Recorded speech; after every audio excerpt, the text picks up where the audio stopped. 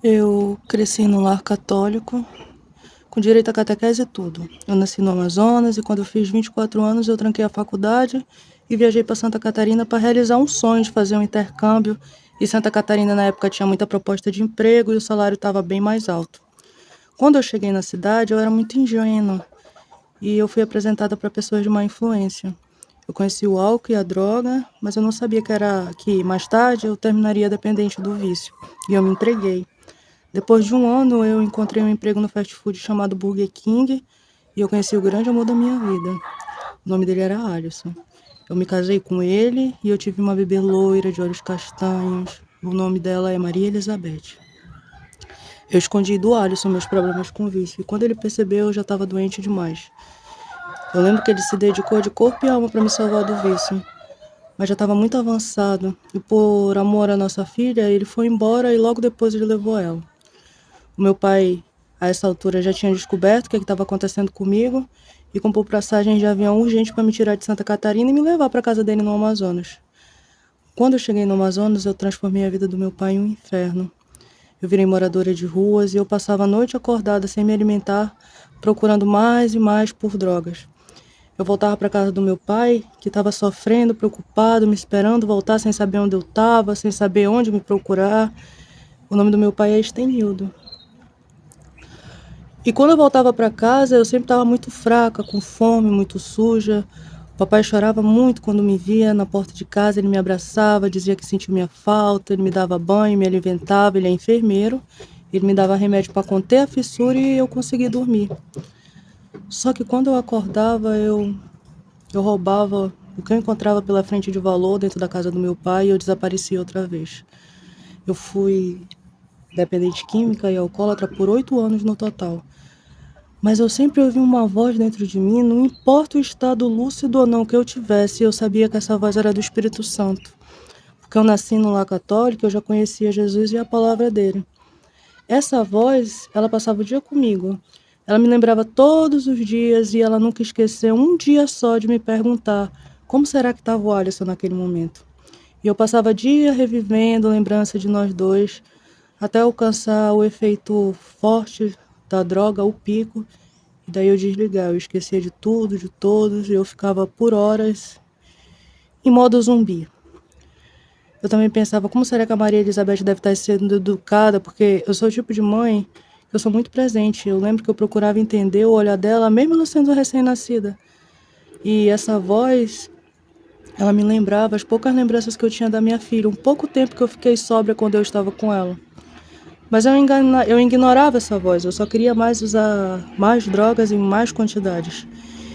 E um dia eu já tinha 8 dias sem comer, eu tinha muitas horas sem água. Eu lembro que eu tinha alguns cigarros no bolso e uma caixa de fósforo. Tava muito calor e eu não tinha mais força para andar. Daí eu sentei numa calçada de esquina com a principal e eu acendi um cigarro. Aquela voz que me acompanhava começou a lutar com outra voz que me julgava, que confirmava com provas que eu estava completamente sozinha, entregue a qualquer coisa por mais um pouco de droga. E eu precisava reagir, eu tinha que levantar e encontrar uma forma de construir mais um pouco de droga, de conseguir mais um pouco de dinheiro, porque o efeito já estava se acabando há horas e eu estava ficando desesperada. Mas foi se abafando devagar e a voz amiga foi ficando cada vez mais nítida. E tudo que eu me lembro desse dia foi uma hora que essa voz fala: tá na hora de voltar para casa e nunca mais usar crack e nunca mais beber uma gota de álcool. Porque a essa altura eu já bebia perfume e materiais de limpeza. E eu voltei para casa, dia 3 de janeiro de 2023. E eu posso dizer uma coisa? Eu não sofri para chegar onde eu estou agora. E isso é impossível, eu sei, porque eu estava completamente em total compulsão. Mas a verdade é que foi muito fácil e ainda é. Não apareceram imagens, nem sugestões, nem sons que faziam referência ao álcool e o crack. Quando eu me encontro diante de decepções, frustrações ou até mesmo extremo estresse, aquela voz amiga que tem total intimidade comigo me diz: descansa no Senhor. E eu não sei como explicar isso para você, se você não conhece o poder da fé, mas a solução naturalmente ela aparece dentro de mim e a minha alma Agradeço ao Senhor, meus lábios involuntariamente dizem amém. No 8º mês de sucesso da minha recuperação, eu criei coragem e escrevi para o Alisson por WhatsApp. Ele nunca me bloqueou, ele nunca me procurou, mas ele sempre teve à disposição quando eu escrevia para ele. Sempre muito educado e abaixo de me dar informações sobre a Maria Elizabeth e começou a me passar mais fotos. Ele não falava sobre nós, também não dava espaço para o assunto. A gente já estava divorciado há 3 anos e eu gosto de lembrar que a gente se casou no católico, tá? Eu fui ficando cada vez mais à vontade e segura com essa postura dele e ali eu entendi que ele tinha posto um ponto final na nossa história. Eu comecei a escrever para ele todos os dias e passei a pedir vídeos da Maria Elizabeth em vez de fotos. Com o passar da semana que a gente foi conversando, eu entendia que nós não tínhamos mais nada, mas o meu coração, ele se comportava como esposa quando eu estava online com ele por WhatsApp. E eu sou uma mulher muito romântica, sabe, uma Dom Juan de saias? Era inevitável eu não deixar isso escapar nas mensagens. Eu nunca esqueci o Alisson.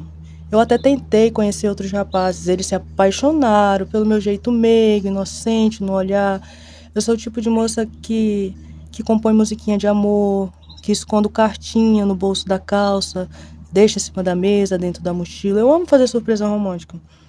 Então eu acabava puxando o assunto, eu tentava brincar e eu vivia atualizando ele sobre a minha vida. Ele não era mal educado comigo, mas ele também não interagia.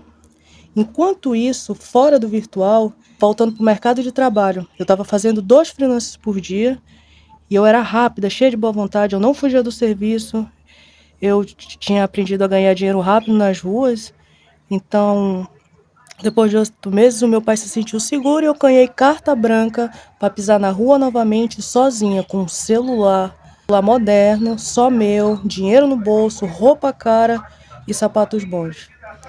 Vocês sabem o que aconteceu? Eu não recaí. Eu não pensei em um só momento em largar, vender minhas coisas e procurar por crack. Pois é, exatamente. Foi super tranquilo. E assim eu comecei a fazer 2 freelances por dia e ver o meu potencial. Porque na rua eu não guardava dinheiro. Na casa do meu pai eu não tinha despesa.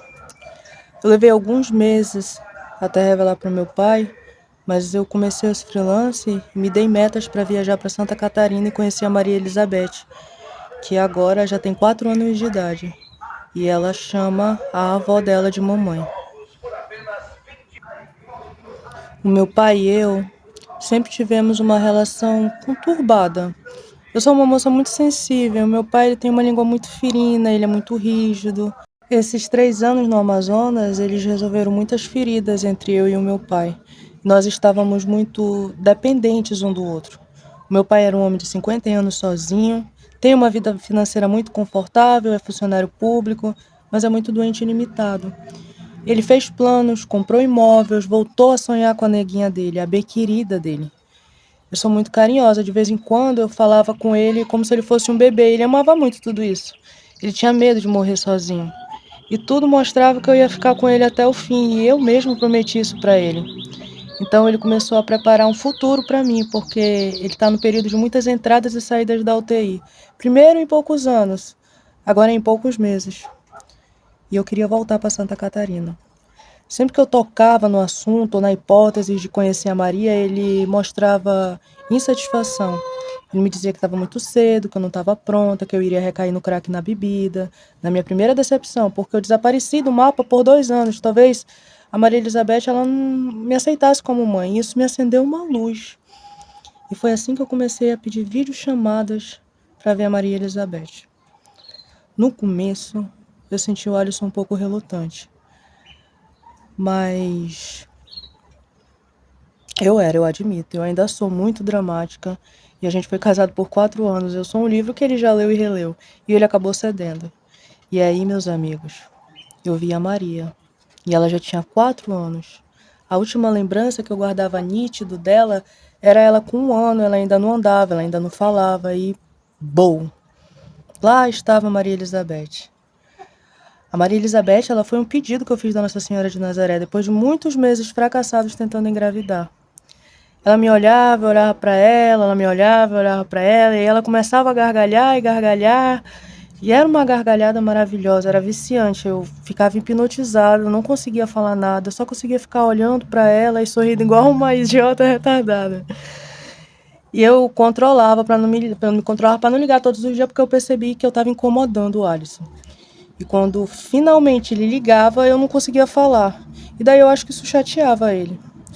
Mas as palavras, elas foram surgindo devagar, eu fui me soltando, ela também. E o Alisson, ele não participava das chamadas. Ele ligava e eu só conseguia ver segundos do seu rosto, sabe? Se alguma coisa desse errado ali com o celular, se ele precisasse mexer, era nítido que ele não queria aparecer. Mas eu consegui reconhecer que ele deixou os cabelos dele loiros, lindos, crescer até o ombro. Mas ele estava muito mal cuidado o cabelo dele. E ele usava um boné para trás e, pelo visto, isso já tinha virado um vício. Ele engordou numa dimensão que eu nunca imaginei que fosse acontecer, sabe? Mas os olhos dele, os olhos eram os mesmos olhos, são os do meu Alisson. Ele tem um perfil de homem do sul, sabe? Branco, traços grandes, louro e um sotaque tão gostoso de ouvir. Um rapaz de coração gigante, sempre bem intencionado, honesto. Eu jejuei incansavelmente por nós dois. Sim, exatamente. Eu não mencionei, mas durante todo esse decorrer aqui fora do virtual, eu também estava visitando cultos mais de uma vez na semana e a minha playlist era louvores. Eu sou movida por música. Para tomar banho, para dormir, para namorar, no trajeto para o trabalho, na hora do intervalo e se deixar, eu coloco uma playlist de sons ambientes para fazer as refeições. Eu havia voltado para casa há mais tempo do que eu estava na rua. E meu pai tinha reunido um exército de orações de todas as religiões. Batista, católica, adventista, assembleia. E tinha uma amiga do trabalho que ele dividiu a história e eles viraram muitos amigos. Hoje ela é minha melhor amiga e ela quase... A gente quase nem se fala, mas ela me chamava de companheirinha da igreja. Eu visitei várias igrejas evangélicas. O nome dessa minha amiga é Danusa. Mais tarde, a gente vira confidente uma da outra. Ela me olhava como uma pessoa normal. Eu não lembrava da rua quando eu estava com a Danusa. Ela despertou uma coisa em mim que nem eu conhecia, já ali nos meus 31 anos. Eu tô com 32 agora, que foi a vaidade feminina. E foi conversando com ela que eu descobri que sim, que eu sou uma mulher bonita. Ela despertou esse desejo de mim, de me arrumar. Mesmo que eu até relutei no começo, porque eu me achava velha, acabada, eu achava que o crack tinha destruído, entendeu? E que eu não ia conseguir recuperar aquela beleza. Mas ela nunca desistiu de me provar que eu estava enganada. Ela destacava tudo que eu destaquei para vocês. Cintura fina, quadril largo, ela falava do volume dos lábios, sabe? Ela alimentava ali a vaidade em mim. Ela fez enxergar que agora eu sou uma mulher e que eu tenho que me arrumar. E aí eu contei para ela do meu amor recolhido pelo Alice e que eu temia o papai. Mas ela ficou muito feliz e assim começou a nascer várias campanhas de restauração de casamento e os jejuns ali que eu mencionei. A Danusa é uma amiga daquelas loucas, que ela não tá nem aí, ela mete a cara mesmo, entendeu? É uma mulher já ali pelos seus 40 anos. Eu assisti ela conquistar o carro dela. Ela é funcionária pública, daquelas que viaja o Brasil inteiro para fazer a prova. Já morou em vários estados por causa disso, por causa dos concursos. Tem a sua casa própria em outra cidade. E ela estava ali no círculo do meu pai. Jesus apresentou essa amizade nossa aí que existe até hoje. Ela me apoiou, ela profetizou que o meu casamento ia ser restaurado, que o amor da minha filha, né, ele ia ser conquistado. E tudo isso me alimentou de sonho e de esperança. O meu pai, por outro lado da história, devido ao escândalo da minha chegada em Manaus, naquele estado, né? Ele morava num bairro nobre, fruto de uma luta, de um sonho dele que ele ainda era garoto, ele queria morar naquele bairro. E daí, pois é, né? Ele perdeu a segurança de morar lá e ele vendeu a casa por medo. Eu lembro que ele chegou a dormir em casa de parentes aleatórios para que eu não soubesse onde ele estava, nem eu e nem quem andava comigo. Mas ele vendeu no mercado por um valor acima, ele fez tudo com muito sucesso, ele construiu bons patrimônios com isso. E nesse processo ele estava com corretores, sempre visitando a casa. E eu percebi que ele estava me envolvendo no meio das reuniões, das saídas para visita. Ele mostrava que ele queria minha participação. Ele dividia comigo os planos para o futuro. E começou ali a nascer a sugestão de, em vez de ir para Santa Catarina, por que não trazer a Maria para cá, para o Amazonas, e investir num futuro promissor para ela. Só que eu já tinha me decidido, e agora era pelo Alisson também. Mesmo que eu não me sentisse correspondida, aquela voz lá no começo, lembra? Ela nunca silenciou depois daquele dia. Eu deixei ela entrar, e na verdade ela é o segredo de todo o meu sucesso. E foi muito difícil para nós dois, mas um dia eu tomei coragem, antes da compra da primeira casa, eu comuniquei ao meu pai que assim que eu fizesse um ano limpa dos vícios, eu iria viajar para ver Maria Elizabeth. Mas só faltava 2 meses para isso acontecer.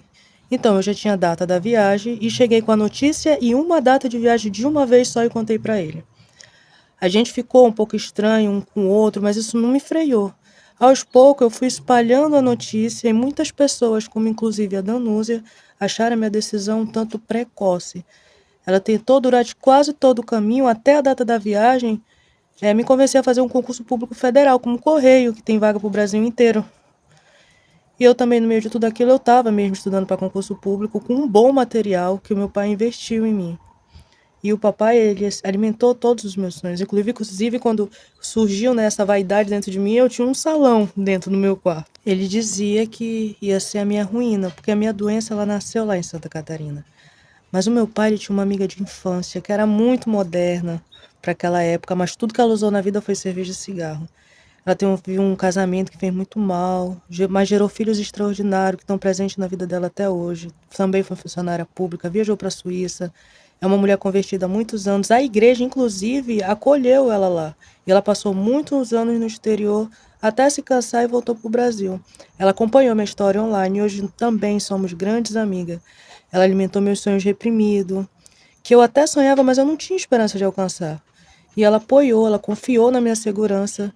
E assim eu saí da casa do meu pai e eu voltei para Santa Catarina 1 ano depois, limpa dos vícios.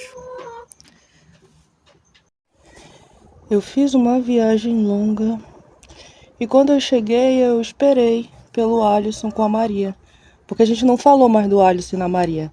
Mas nesse mesmo tempo, a Maria já contava como é que foi o dia dela, ela já me chamava de mãe. Ela foi se soltando e eu descobri que ela foi informada pelo pai que meu nome era Brenda e que eu estava viajando. Mas isso não aconteceu só porque eu comecei a me comunicar. O Alisson nunca deixou de dizer que ela tinha uma mãe chamada Brenda e que ela estava viajando. Eu comecei a escrever em horários e dias mais específicos que eu percebi que o Alisson estava mais aberto a conversar, além do que nós só conversávamos, que era Maria Elizabeth. Eu descobri que ele ainda ouvia o Trem das 11, uma música da banda do Demônios da Garoa que eu apresentei para ele. E devagar eu fui descobrindo um pouco do dia dele, que ele estava trabalhando em casa com uma distribuidora própria, que ele ainda estava solteiro, que ele estava muito envolvido com apostas de futebol, que o tempo cura tudo, que ele havia me perdoado, que ele lembrava assim de todos os nossos momentos bons e os ruins, e que eu estava muito bonita. Ele também me disse que a mãe dele me convidou para ficar na casa deles, hospedado o tempo que eu ficasse em Blumenau, e que eu poderia cancelar a casa por temporada que eu tinha reservado. Mas eu também descobri que ele estava bebendo bastante. Mas eu aceitei um convite e por isso, quando eu cheguei na cidade, eu esperei por ele. Eu dormi. Eu tinha feito 2 freelance de mais de 5 horas no dia anterior. Meu pai ficou muito ansioso e emocionado com a viagem e eu passei a noite com ele na urgência no hospital. Então eu viajei de manhã praticamente adormecida, amanhecida. Já na cidade, dentro da garagem do translado, eu me sentei ali fora com minhas malas, mas isso não me limitou, viu, gente? A cada conexão eu me hidratava, me alimentava e ao embarcar, era eu, o meu inseparável fone de ouvido e a Bíblia aberta no colo. Eu já estava ficando bem leve e adormecendo quando eu ouvi de longe uma voz pequenina, super ansiosa, e não parava de fazer perguntas. Era Maria Elizabeth, toda arrumadinha. Ele sentou ela no meu colo, a gente não trocou muitos olhares. E eu e a Maria, a gente ficou se olhando olho no olho e a gente não parava de rir. Ela também estava nervosa e foi mágico. Eu evitei o máximo olhar para o Alisson, mas era inevitável. Sempre tinha alguma dúvida para tirar, com perguntas sobre aplicativo de carro. Eu tinha me planejado sair para jantar, mas eu estava muito cansada. E ele, sempre cheio de cuidado, de empatia, sugeriu cancelar e a gente ir para casa. A gente até tentava ter uma postura mais séria e responsável, mas escapava sorriso no canto da gente, sabe? Do nosso sorriso, dos dois. Era só o nosso olhar se tocar e cada vez que isso acontecia dentro de mim, eu agradecia ao Senhor em silêncio, porque eu sabia que aquele momento era a resposta de oração. Quando a gente chegou na casa dele, o meu maior medo virou realidade. O reencontro mais difícil da minha vida. Eu ainda não falei nela, né?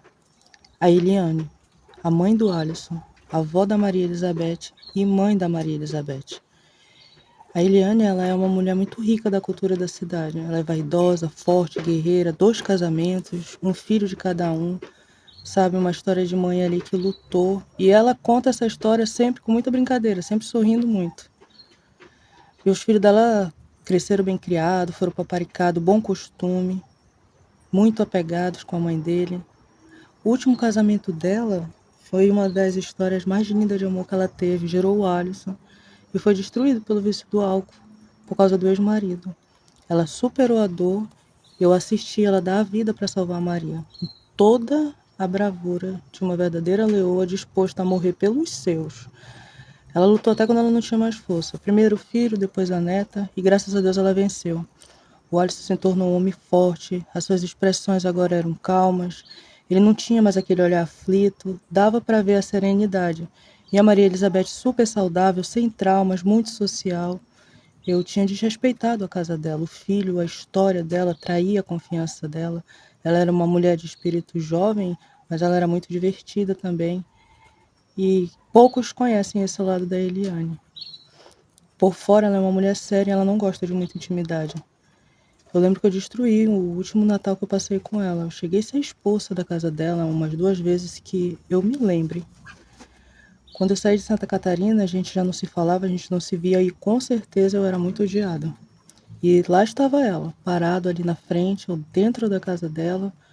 Mas ela levantou, me recebeu com um sorriso, ela mostrou que estava aberta para um abraço. Eu agradeci o convite e deu tudo certo. Não passei por nenhuma recepção ruim e não passo até hoje. Por dentro eu lembro que eu estava muito ansiosa, sabe? Eu estava muito agitada. Mas eu sei que o Senhor esteve comigo durante todo o caminho e eu fiquei com o coração sereno até o Alisson entrar no quarto da Maria Elizabeth. Eles me deram o quarto para eu passar os meus 8 dias lá. Daí ele entrou, sentou num canto, ficou assistindo eu desarrumar a mala, mas a gente não interagia. E a Maria, contente, curiosa, fazendo pergunta, conversando. Daí eu senti a mão dele tocar a minha canela e ele falou, quanto tempo? E eu disse pra ele, 3 anos. E eu não vi mais ele. Eu já tinha recebido, a partir da primeira noite, acesso e liberdade total com a Maria Elizabeth. Nos outros dias eu comecei a dar banho, eu dava comida. Ela já estava dormindo comigo desde a primeira noite. Ela sempre bem animada, disposta comigo. Eu não vi o Alisson. Quase nem sempre sabia quando ele estava em casa. A gente era muito observado. Eu tinha muita privacidade, mas eu sentia que a Eliane estava sempre por perto, observando se estava tudo bem ali pelo meu redor. Um dia ela saiu de tarde e eu estava no quarto tentando fazer a Maria Elizabeth tirar a soneca depois do sono. Mas eu tenho uma natureza criança. Olha, eu e uma criança, se tu colocar eu e ela do lado, tu não sabe quem é mais velha, ou eu ou a criança. Eu estava só ali com a Maria Elizabeth, não que eu não tivesse essa liberdade, mas assim, eu me senti mais solta com a saída da Eliane. E essa soneca, na verdade, virou uma festa, sabe? A ponto ali de virar uma grande bagunça. E daí o Alisson entrou devagar, meio nervoso, estava sorrindo. E simples assim, ele deitou no colchão e ele escondeu a cabeça atrás do meu pescoço e falou baixinho saudade. E ele ficou ali, segurando minha mão. Depois a gente brincou com a Maria, rindo, brincando, a gente se divertiu muito. E aquela voz amiga me falou que essa era a minha família agora e me pediu para cuidar deles. Quando a Eliane voltou, tudo voltou ao normal e o Alisson desapareceu. Mas à noite, quando ela terminou a novela e ela foi dormir, a gente se procurou. E aquela voz me disse para tomar posse da minha bênção e que aquele era meu esposo. O pastor Rosenildo me disse em Manaus, um grande amigo do meu pai, que virou um grande amigo meu também, que ele ainda era meu esposo. A nossa união ela foi selada por Deus. Então eu me guardei para ele desde o dia que eu voltei para casa. E a gente ficou assim escondido da Eliane e de toda a família por muito tempo. E aquilo começou a apagar o meu brilho. Eu me senti uma prostituta. Eu queria ser assumida. Eu já tinha vivido na escuridão tanto tempo para me realizar pagando o preço de viver na sombra. Eu não me escondia mais atrás da bebida. Então aquela Brenda valentona, ela não existia mais. Eu era uma flor. Estava constantemente com os olhos molhados. De noite eu chorava, calada, para não acordar a Maria, mas sempre pedindo conforto no Senhor. A gente ia cedo, cada um para o seu quarto, e ficava trocando mensagem por WhatsApp até a novela da Eliane acabar, para a gente ficar perto um do outro. Um dia, eu terminei com o que eu nem sabia que a gente tinha, por mensagem. E ele aceitou, tranquilamente. E isso acabou comigo. Ele não lutou nenhum momento, sabe? Ele já tinha me falado sobre eu ter paciência, sobre sacrifício, me dizia que ia dar tudo certo, mas estava sempre me pedindo mais tempo para resolver isso entre nós dois. Eu entendi, era perigoso ele voltar, porque ele não assistiu à luta de 3 anos. Ninguém ali tinha certeza que eu estava bem. Foi um tiro no escuro para eles. Mas eu não conseguia mais e eu pedi para parar. Eu tive uma noite horrível. Eu tive que chorar ali em soluço, mas em silêncio. Até que uma hora eu me rendi e mesmo com medo eu disse as palavras. Que se você não entende o poder de Jesus Cristo, mas eu terminei minhas orações confiantes, porque Deus ele conhece meu coração. E sem ter certeza dos planos de Deus ali para mim, eu ainda assim falei, Senhor, mas que seja feita a tua vontade e não a minha. E vocês sabem o que aconteceu?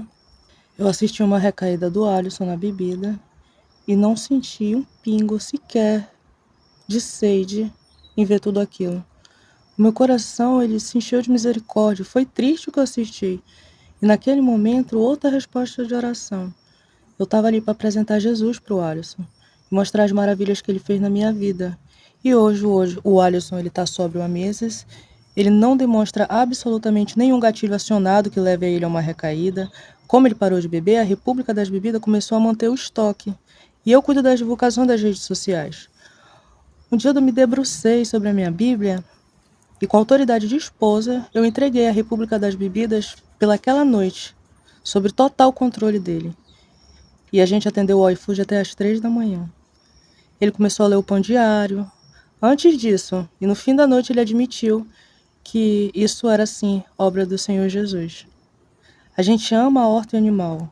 A gente quer envelhecer numa chácara cercada de plantação e de animais. Nós já temos um canário, algumas codornas e algumas galinhas. Ontem ele plantou 5 pés de beterraba, que eu amo. Então conclui-se que ele me assumiu e conheceu Jesus Cristo. Ele não congrega, mas ele oferta na católica. E sempre que ele vai fazer alguma coisa no centro, ele visita a catedral e faz as orações dele lá. A gente está trabalhando com a venda dos ovos, das aves.